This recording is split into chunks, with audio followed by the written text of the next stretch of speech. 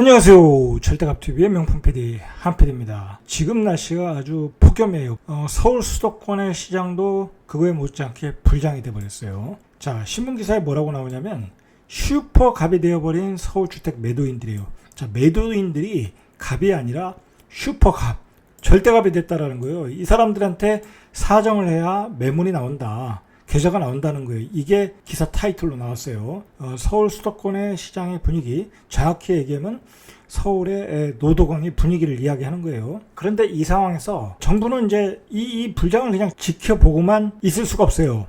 자, 정부는 무슨 대책을 내놔야 되는데, 저 대책은 못 내놔요. 지금 나올 대책이 없어요. 기존에 있던 규제를 풀어주는 수밖에 없어요. 전세값, 집값 다 올려놓고 재건축 의무 거주 1년 만에 폐지했다. 조합 설립 이전에 2년을 살아야 되는 재건축 의무거주 2년을 1년 만에 폐지를 했어요. 전세값이 급등하니까 매매가가 급등을 하니까 급히 이 제도를 폐지했어요. 과천시장 소환한다고 그러죠. 태릉도 구청장 소환한다고 그러죠. 그 지역 시민의 저항이 너무 크다 보니까 공급 대책이 차질을 빚게 되면서 대체부지를 지금 찾고 있어요. 되는 일이 없다라는 거, 공급도 되는 일이 없다. 만들어 놓은 규제는 오히려 역작용을 하고 있고 부작용이 일어났다라는 거예요. 그 와중에 사전 청약 발표를 했죠. 분양가도 나왔어요. 그 분양가가 논란이 되고 있어요. 60에서 80%라고 그러는데, 예를 들어서 계양지구, 계양 테크노밸리면 계양 그 도시의 60% 80%가 돼야 되는데, 주변 시세, 쉽게 말해서 그 폭넓게 그 주변 신도시의 시세에 60에서 80%가 되니까 그 가격은 정부 입장에서는 버블이 꼈다고 그랬잖아요. 자, 그 가격에 60% 80%에 내놓으니까 고분양가 논란이 일어나고 있는 거예요. 비싸다 이거예요. 그 지역 주민들 입장에서는. 그렇지 않겠어요? 이런 와중에 지금 노도강은 불장이 돼버렸어요. 그래서 20, 30대가 몰려가서 가격 84 기준으로 10억 돌파를 했다. 자, 노도강이 불장이 돼버리니까 경기 외곽도 불장이 되겠죠. 번지는 거예요. 불이 번지는 거예요. 자, 경기 외곽에 안산, 오산, 동두천까지 번졌다. 자, 안산, 오산, 동두천은 거의 경기 외곽이에요. 외곽. 이 시점에서 총리가 뭐라고 그랬냐면 집값은 고점이다, 거품이다 라고 경고를 하고 있어요. 이 얘기는 뭐냐면 이제 내놓을 대책이 없다라는 거예요. 자, 여기에 한국은행 총재까지 이제 껴서 금리 인상을 하겠다라고 이야기하고 있어요. 총리, 한국은행장 이제 모두가 이제 입으로 대책을 내놓는, 위협하는 대책을 내놓는 거예요. 대책 나올 게 없다라는 거예요. 자, 이 와중에 서울 집값은 최고 상승률을 기록했죠. 자, 이제 패닉 연끌을 하는 것은 이제 정책의 신뢰도가 하나도 없다라는 거, 다 사라졌다. 정부는 대체 믿을 수가 없다. 자, 그 생각으로 20, 30대가 패닉 연끌로 대응을 하고 있다라고 보시면 되는 거예요. 자, 그런 20, 30대가 어디로 달려가냐? 자, 서울에서 집값이 가장 크게 뗀 그 지역은 도봉구라고 그래요. 자, 도봉구 노도강으로 달려갔다라는 거예요. 자, 도봉구가 얼마나 떼냐? 6개월 동안 상승률이 6개월이에요. 17.5%. 자, 노원구 16.1%. 거의 비슷했죠.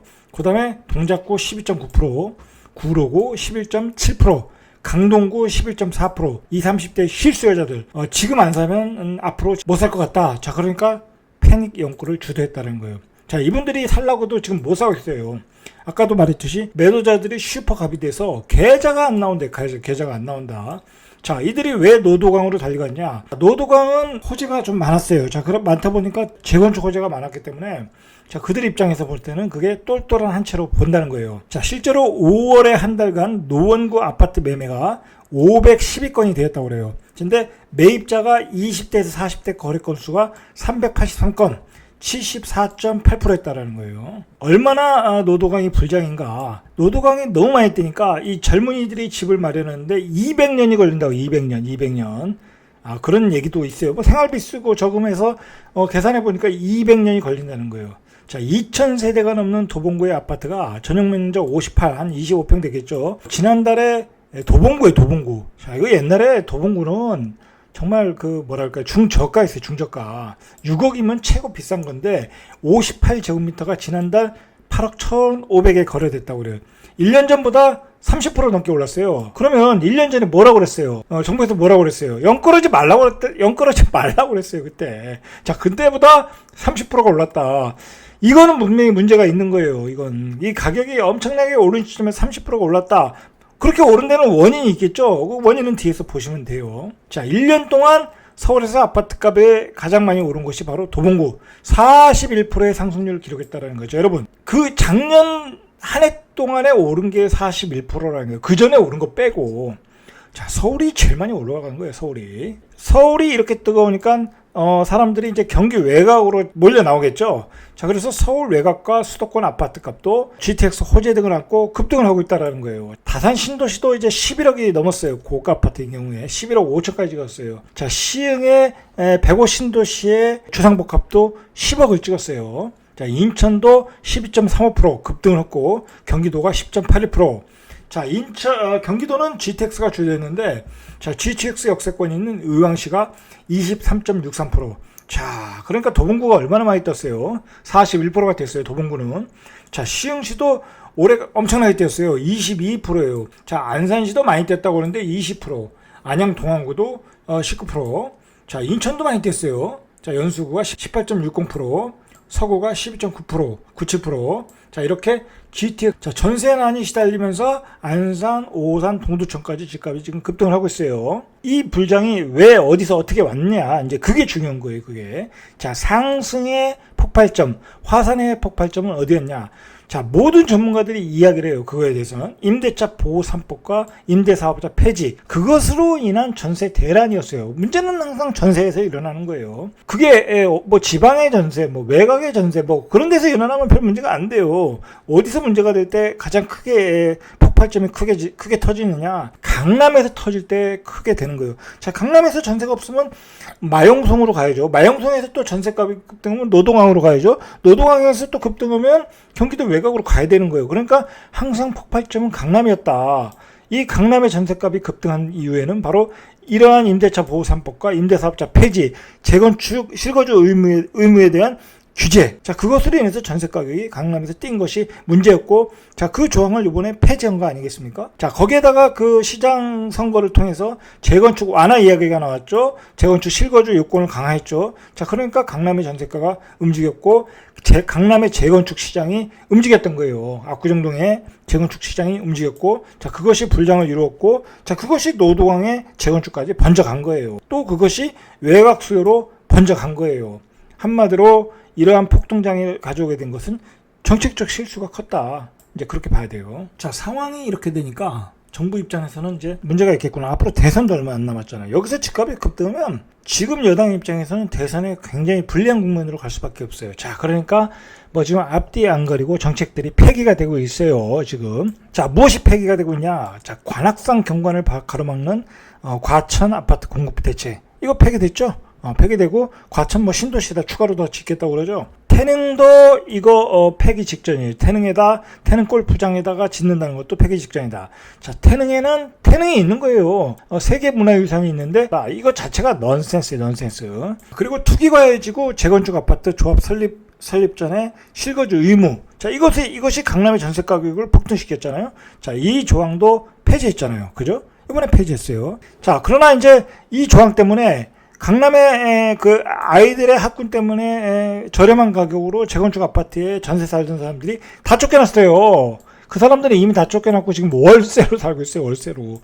자, 이렇게 국민은 고통을 받고 있다라는 거예요. 하루 앞도 모르는 정책으로 결국은 시장에 혼선만 주었던 거예요. 지금의 좌파 정부의 그 부동산 정책은. 자, 이런 상황에서 국민은 너무 피곤해요. 지금 너무 피곤하다. 상황이 이런데 델타 변이 코로나라고 그러나요? 자, 그게 나오면서 좀 코로나가 또 확산되고 있잖아요. 좀 자영업자가 또 어려워지고 있어요. 서울 수도권의 경우에. 자, 그 와중에 고지서가 날라왔죠. 거진 한 30% 올라서 날라왔어요. 그리고 이제 연말 되면 또 종부세 폭탄도 나올 것이고. 자, 이건 뭐 이거 가렴 주고요, 가렴 주고. 자, 종부세도 2%로 컷하겠다 그래요. 2%. 이것도 뭐 법리적인 논란이 있더라고요. 자, 여러 가지 지금 이렇게 우왕좌왕하고 있어요. 자, 지금 예를 들어서 그 상지 신도시 2차 발표한다고 그랬잖아요. 7, 8월에 발표한다고 그러는데 그 얘기는 나오지도 않고 있어요, 지금. 자, 가격 급등에 따른 어떤 졸속 땜빵으로 국민들은 너무나 큰 고통성에 살고 있다는 거예요. 전세 살다가 월세로 쫓겨나고, 그리고 서울 도심에 살다가 외곽으로 쫓겨나고, 부동산 정책을 잘못 썼을 경우에 국민들이 얼마나 고통을 받고 있나. 좀 이 정책을 집행하시는 분들은 깊게 생각을 해야 돼요. 본인들은 아니면 말고가 아니라 실질적으로 지금 국민들이 너무나 피해를 보고 있다는 거예요. 너무나 피해를. 이러한 규제들이 계속되면 결국은 시장의 이 부작용이 계속될 거란 말이에요. 이런 그 지나친 실거주 의무, 그 다음에 꽁꽁 묶인 재건축 재개발 규제로 인해서 공급을 못하는 문제, 가장 중요한 것은 양도소득세 어떤 중과에 따른 유통 물량이 안 나오면 자, 결국은 이제 집값은 급등할 수밖에 없어요. 떨어질 이유가 없는 거야. 떨어질 이유가. 자, 거기다가 지금 문제가 되는 게 이 서울 경기도권이잖아요. 자, 이게 인구가 계속 신도시를 만들다 보니까 인구가 집중화되고 집값은 또 급등하게 되고, 대한민국의 인구가 반이 거기 살고 있는데 반이 그 집값에 평생 집값을 갚는데 일을 하고 살아야 된다. 이거 얼마나 피곤하겠어요. 자, 문제는 뭐냐면 집값이 급등하니까 사람들이 이제 서울에 빌라들을 산다는 거야. 자, 빌라가 아파트 거래량을 추월했다고 그래요. 자, 결국은 빌라에 산다는 것은 질 낮은 생활이 되는 거예요. 질 낮은 생활. 주거 환경이 안 좋잖아요. 빌라촌은. 애들이 학교 다니기도 안 좋고, 뭐 도로에 뭐 자동차들 다니고, 오토바이 다니고, 결국 좋지가 않잖아요. 자, 질 낮은 생활에 주거 환경도 안 좋고, 대신 비용은 높게 지불하는 거예요. 빌라가 싼가요, 요즘? 빌라도 요즘 뭐 3억, 4억, 5억이에요. 예전에 1억 5천짜리가. 생활의 수준은 낮아지고 비용은 높아졌다. 대한민국의 사람들의 절반이 사는 곳에서 이런 일이 지금 벌어지고 있는 거예요. 고비용 저효율 속에서 살아야 된다는 거예요. 자, 이게 문제가 뭐냐? 자, 바로 모든 규제, 잘못된 규제, 시장을 통제하는 규제 때문에 그렇다는 거예요. 그럼 어떻게 되겠어요? 시장 경제로 다 회귀해야 되는 거예요, 시장. 시장에서 자연스럽게 유통이 되고, 거래가 되고, 세법에 대해서 고민 안 하고 팔 수 있도록 그런 시장으로 다시 복원을 시켜야 된다는 거예요. 자, 그렇지 않으면 계속 이런 가격 폭등은 지속될 거라는 거예요. 그 좌파 정부가 왜 강남에 재건축을 못하게 하느냐, 막고 있느냐. 뭐냐, 간단해요. 강남이든 목동이든 재건축을 하면 집값은 폭등하는 거예요. 집값은 폭등.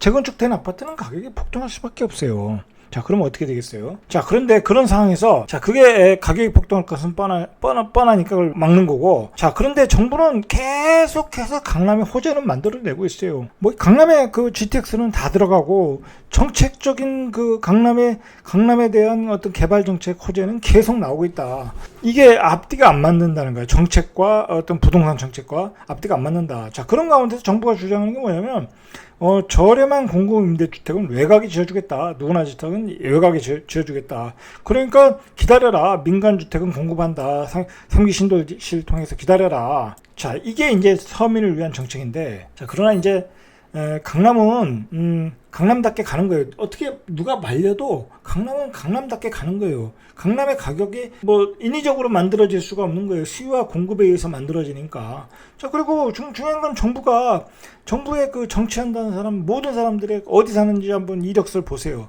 전부 다 자기들은 다 강남에 살잖아요. 자, 그러나 서민들, 일반 사람들은 강남의 진입을 지금 막고 있잖아요. 대출 규제로. 막 이번에 원벨리에서도 그 분양가가 얼마예요? 그 15억인가요? 그거 서민들이 어떻게 들어가겠어요? 그 가격에. 못 들어가요. 대출도 규제했잖아요. 대출을 규제 안 하면 들어갈 수 있죠. 전세 끼고 사면 되니까. 자, 그러니까 이 좌파 정부는 모두가 강남으로 갈 기회를 줘야 돼요. 근데 강남으로 들어갈 길을 막고 있다는 게 문제라는 거예요. 결론적으로 이 반시장 정책들은 폐기해야 돼요. 정부를 믿을 수 없다니까 그 반응이 패닉 연끌 사태로 나타나고, 그리고 정부의 이러한 규제 시스템에서는 시장에 매물이 없어요. 자, 그러니까 반시장 정책들, 양도세 중과세 완화, 민간임대 활성화, 그리고 각종 실거주 요건, 대출 요건, 전매 제한 요건 이런 거 다 폐지해야 되는 거예요. 그래야지 이 시장이 정상적으로 돌아갈 수 있는 거예요. 부동산은 그냥 시장에 맡겨라. 정치는 너희들이 하고 부동산은 그냥 시장에 맡겨라. 자, 그게 정답인 거예요. 이상 절대값TV의 명품 PD 한PD였습니다.